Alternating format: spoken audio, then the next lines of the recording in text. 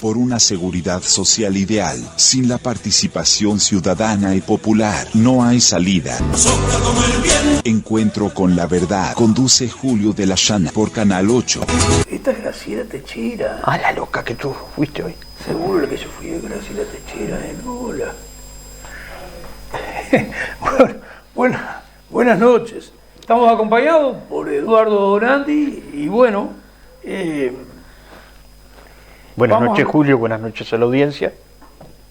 Tenemos un tema con Donandi que va a quedar para el lunes que viene, porque hoy en alguna medida nos pareció que era pertinente tener algunas consideraciones sobre las palabras y las declaraciones que hizo el senador Guido Manini Río, y bueno, sobre eso vamos a ir. Solamente una previa, insistir con un tema que tratamos el lunes pasado, que es el tema del alumbrado público.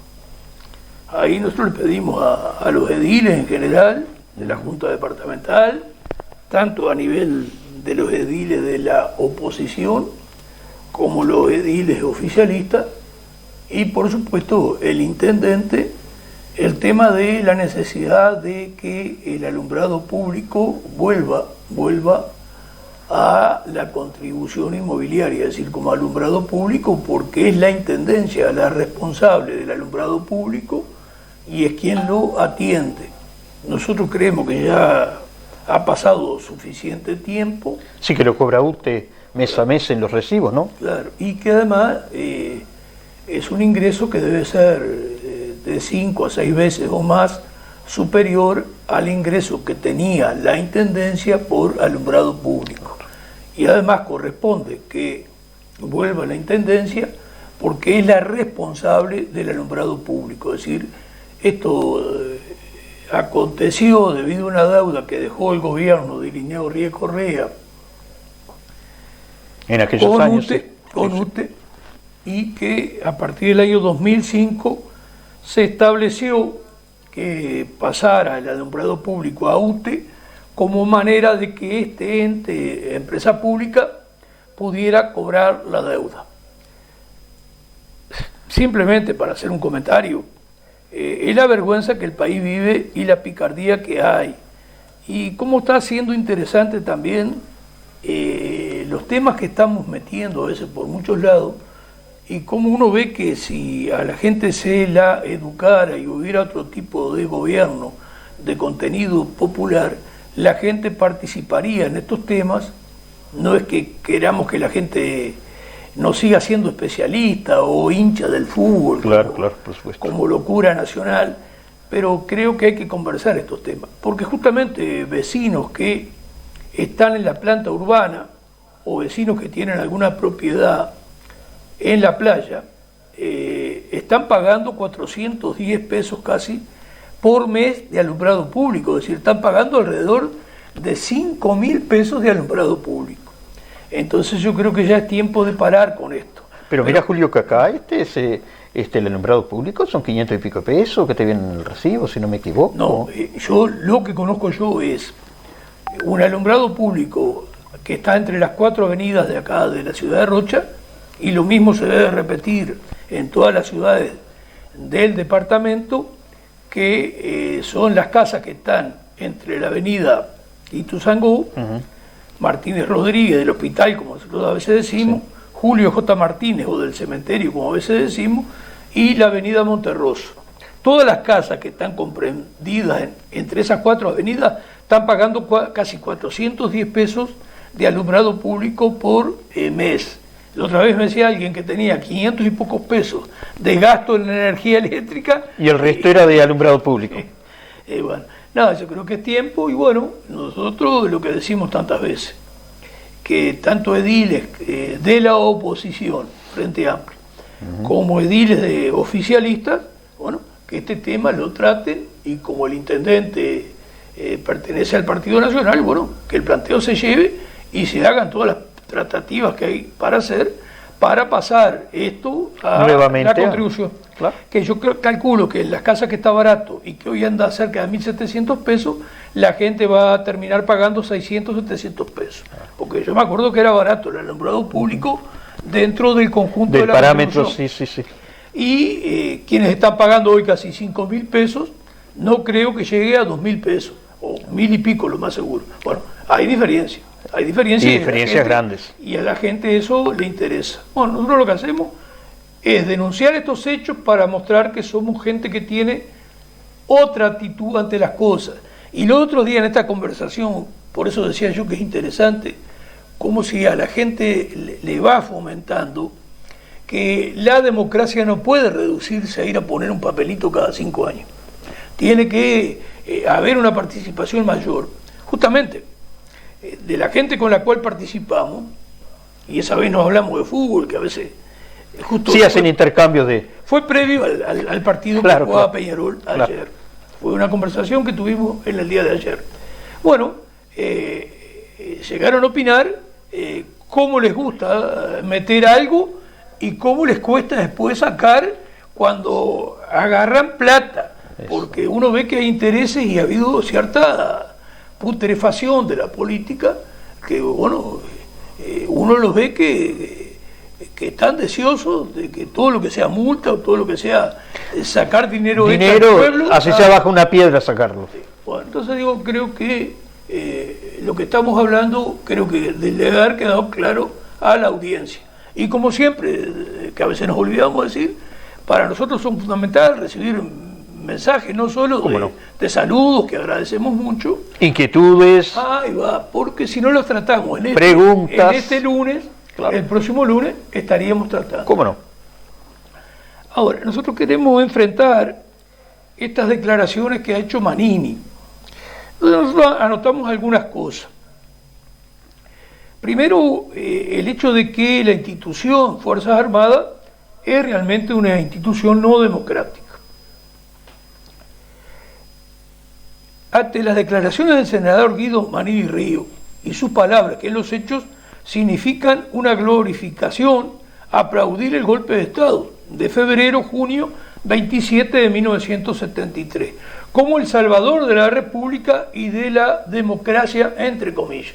Porque claro, vamos a ver cómo nos desempeñamos, pero él termina dándole un rol a las Fuerzas Armadas de defender la democracia y pone como antípoda o como contrario a la democracia inclusive a la organización social, gremial, sindical, la Convención Nacional de Trabajadores, es decir, el PIT-CNT. Después tenemos algunas palabras más para hablar, pero desde ya adelantamos que consideramos súper acertadas las palabras con las cuales le contestó el presidente de la CNT, del PIT-CNT, Marcelo Adala. Entonces, porque uno ve unas Fuerzas Armadas muy particulares, después tenemos algunas consideraciones más para hacer. Tenemos un orden y vamos a tratar de cumplirlo ante estos temas. Hay denuncias, ya llevan muchos años, y una de estas denuncias, que no son las únicas que han ocurrido, la hace un alférez de apellido Duarte. ¿Cómo emplean los altos mandos, es decir, coroneles y generales, a la tropa para hacer plata?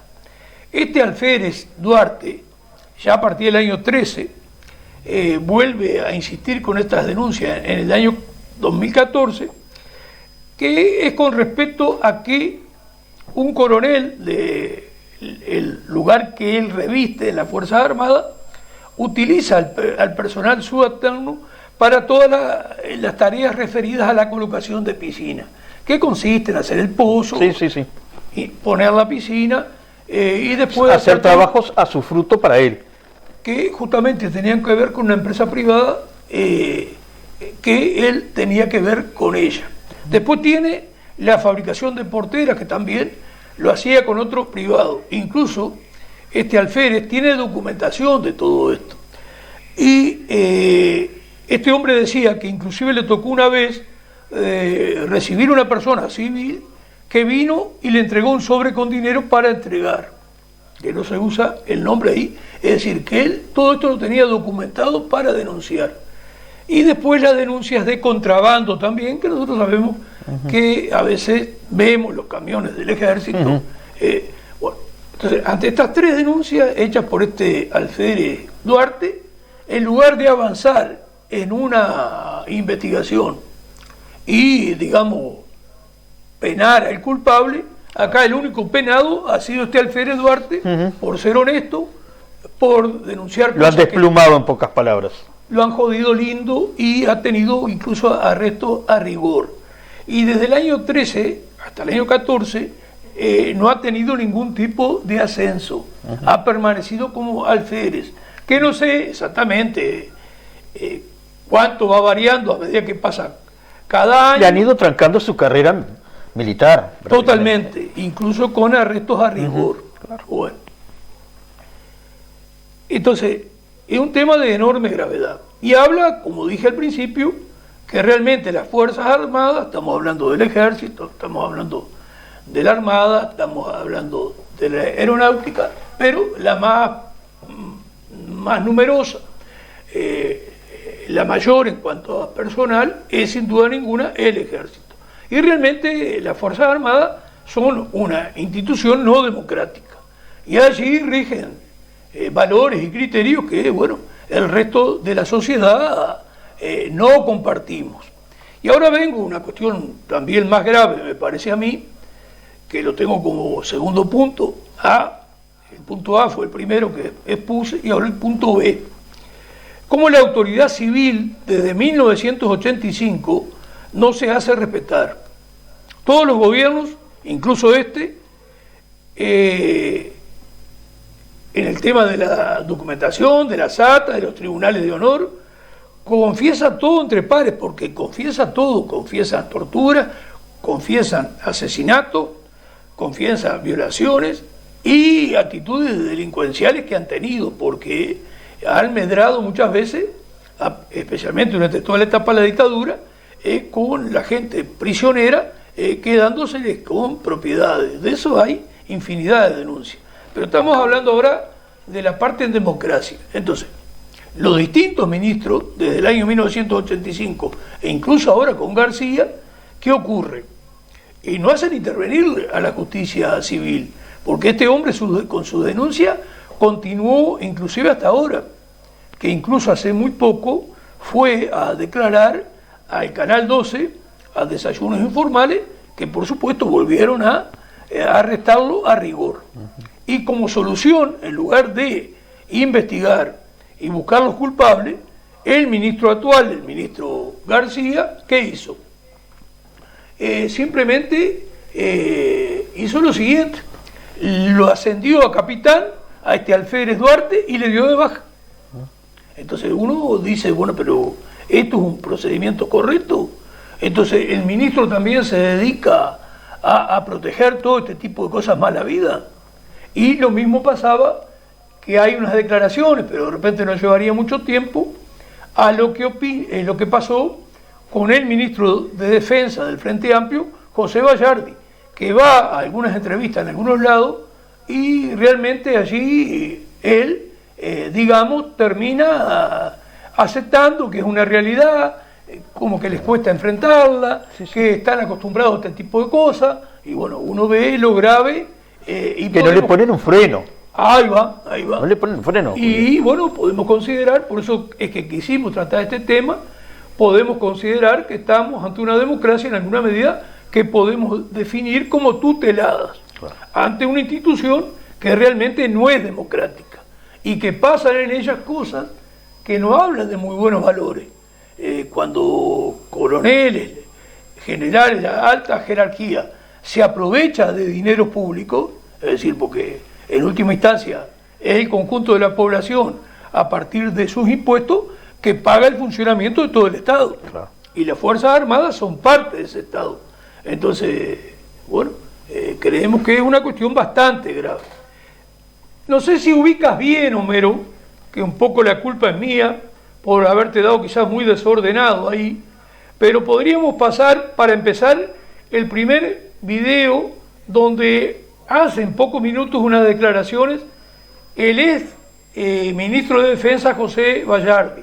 Si puedes pasar eso, que es Tito, no creo que dure 2 minutos. Ahí se muestra claramente como tiene una indefinición enorme José Vallardi, que es la misma indefinición y el mismo tipo de cuestión que realmente no ejercen como ministros, como comandantes superiores, digamos, a los comandantes en jefe de las distintas armas, sino que en realidad están pusilánimes ante esta realidad. Eso el ejemplo de José Vallardi, porque tenemos una entrevista que al declarar él, entre comillas, va justificando todos estos procedimientos porque según parece llevan mucho tiempo, llevan muchas décadas. Bueno, entonces es una vergüenza lo que ocurre con ambas coaliciones. Este tema no es que solo José Vallardi, que da la casualidad que es un ministro frente amplista. No, esto pasó del 85 al 2005, que recién viene el frente ahí, y sigue pasando ahora, porque la actitud asumida por el ministro de Defensa, Javier García, no es la que corresponde tampoco. Claro. Porque hace una especie de arreglo salomónico y todo lo resuelve con un ascenso y jubilándole al hombre para que no moleste más. Claro. Pero como no cerrándole la boca, vamos a hacer así. Y sí, es una manera de cerrar la boca. Si tuviera ese Tito Vallardi, ¿sí? Hay una denuncia que tiene que ver en 2013 que hace el teniente Duarte, que la hace en el marco de su unidad, esa se presentó en su unidad.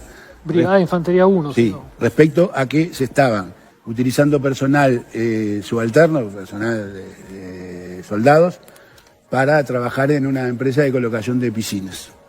Y otra denuncia más que tenía que ver con que en la unidad, en la parte de la carpintería de la unidad, se habían hecho tranqueras o porteras.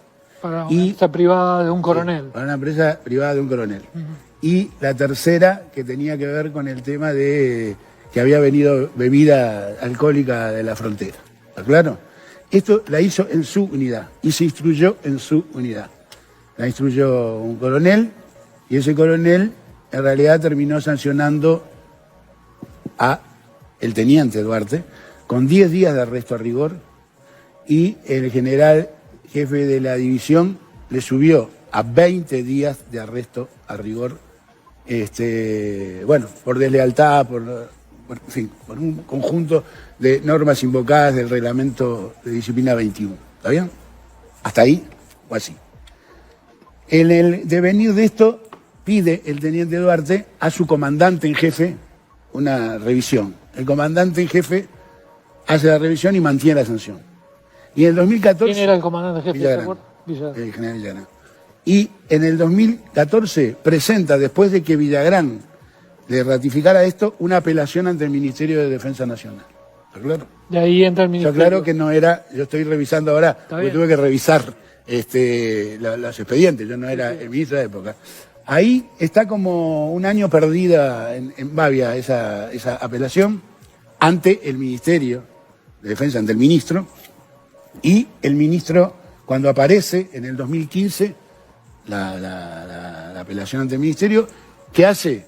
Instruye, hace dos cosas. Primero, manda jurídica la revisión, se dice que ya esa revisión, que las sanciones ya están firmes y no da lugar a la revisión porque dice que vencieron los plazos para apelar. El ministro Bueno, lo que les había anunciado tiene todo un palabrerío por parte de este exministro de Defensa, José Vallardi, que estos últimos tiempos lo han entrevistado, especialmente en desayunos informales de Canal 12, y bueno, es un lavarse las manos totalmente, incluso al principio busca que los periodistas como que le den un aval, como que es una realidad, que todos la sabemos, bueno, pero no se puede aceptar esa realidad. Y bueno, insistimos, nosotros vamos a hacer dos o tres consideraciones. Una consideración primero y vamos a pasar lo que le pedí a Homero que lo prepare referido a las declaraciones de Manini.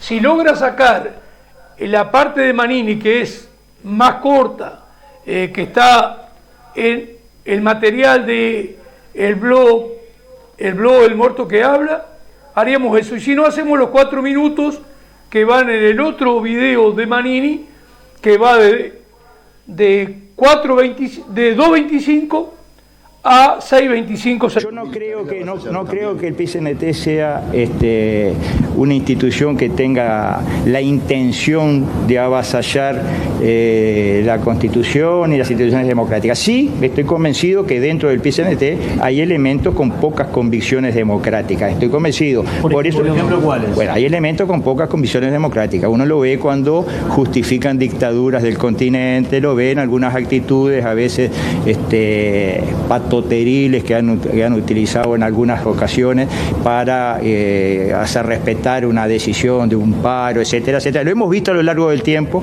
El que lo niegue está actuando con hipocresía, sabe que eso es así, pero claramente no estoy diciendo que el PCNT hoy sea una amenaza para la democracia. No lo estoy diciendo, si alguien lo interpretó así, no fue el espíritu de mis dichos. Sí estoy diciendo que las Fuerzas Armadas no se pueden mal usar en cosas para las cuales no está previsto su empleo, y sí tienen que ser una institución que en última instancia garantice el respeto al Estado de Derecho.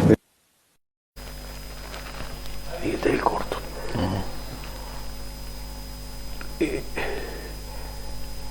Nosotros, primero que nada, volvemos a reiterar que creo que la respuesta que le dio el presidente de la Central de Trabajadores, Marcelo Abdala, es correctísimo.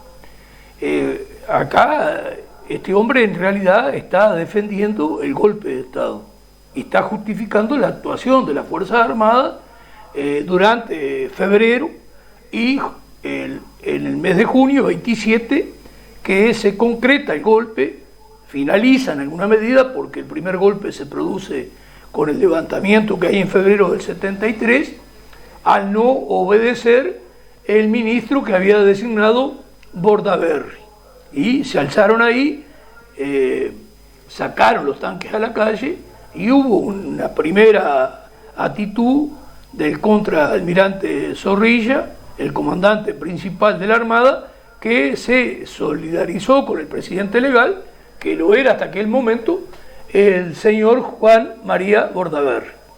Después claudica la Armada en alguna medida ahí, levanta su resistencia y bueno, y siguen sucediéndose los meses, y en el mes de junio, el 27 de junio, en el avance de las Fuerzas Armadas avasallando el sistema democrático, y dan definitivamente el golpe de Estado del 27 de junio,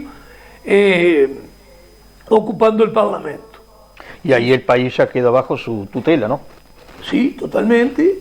Y en todo ese tiempo lo que tenemos, que justamente por eso decimos lo de Marcelo Abdala, acá hay que reconocer el papel de la clase obrera, entre otros, dentro de nuestro pueblo, y de los partidos políticos democráticos, que son los que enfrentan el golpe, porque hay sectores de los partidos tradicionales, blanco y colorado, que participan después en el Consejo de Estado, que es toda una pantomima para disfrazar como que fuera algo democrático. Y entonces el papel jugado fundamentalmente por la clase trabajadora, con destituidos, con presos, con torturados, muertos y desaparecidos. Entonces está defendiendo realmente el papel de las Fuerzas Armadas como futuro sostén ante una situación donde los pueblos puedan avanzar. Quizás haya una parte de nuestra audiencia que no entienda esto, pero esto no tiene otra explicación. Hay que concientizarse. Porque si el pueblo soporta todo, si soporta hambre, si soporta desocupación, es precioso y no pasa nada. Ahora, si el pueblo aparentemente se rebela, el cartucho último, como dice Manini Río, son ellos. Pero el pueblo lo que puede hacer es plantear cosas en democracia, pacíficamente, y buscarse soluciones. Y que eso es contrario, digamos, a un aspecto democrático. No, creemos que sí, que es totalmente favorable. Es parecido a lo que hoy uno ve que está pasando con el plebiscito. De la manera es participar el pueblo. Claro, de la manera no quedarse callado ni obtuso a lo que está aconteciendo, ni acontecido.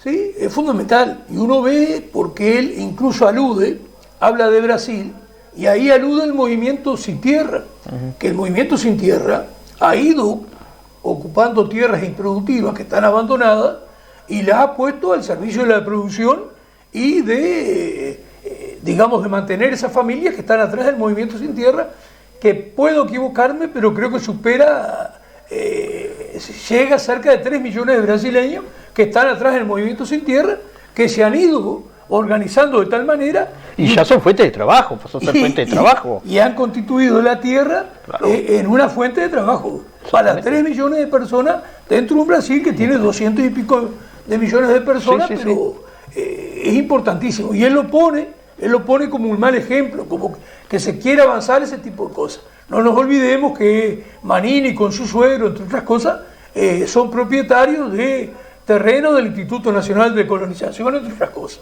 Bueno, después sabemos bien lo que ha pasado con su señora esposa en cuanto a repartir viviendas y todo lo demás.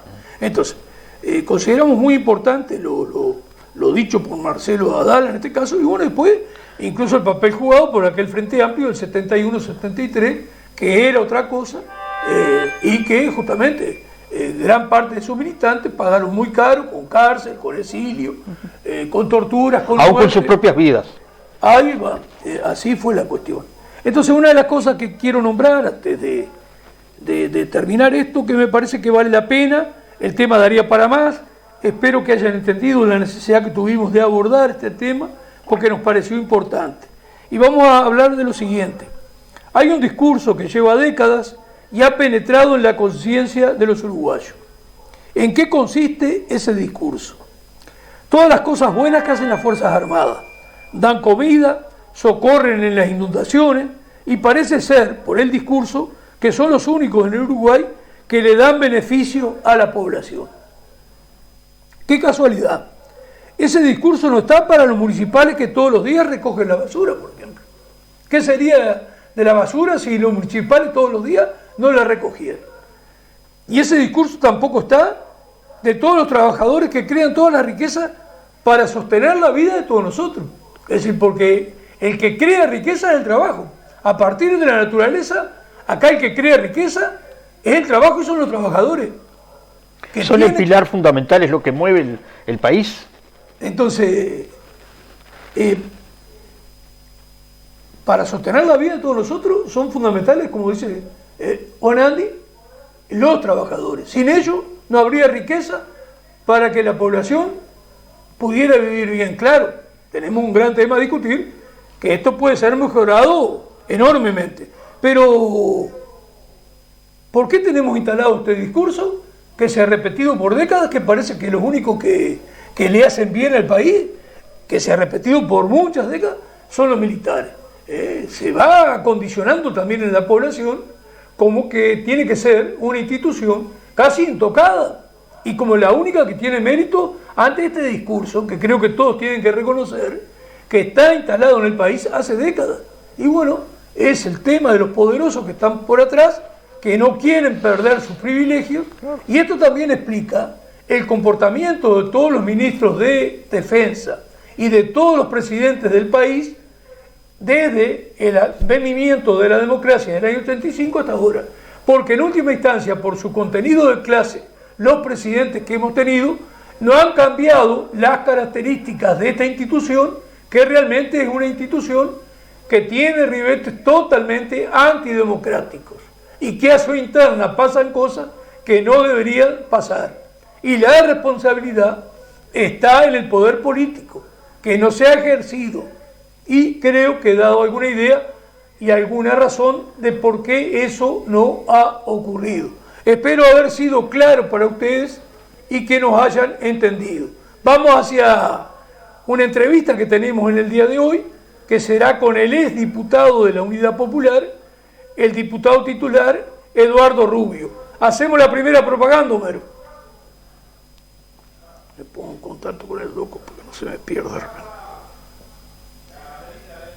Bueno, lista 1969, esa es la lista. Si quiere jugar la quiniela, le juega. Pero lo que nos interesa es que esa lista la ponga en la urna el 27 de octubre de este año 2024.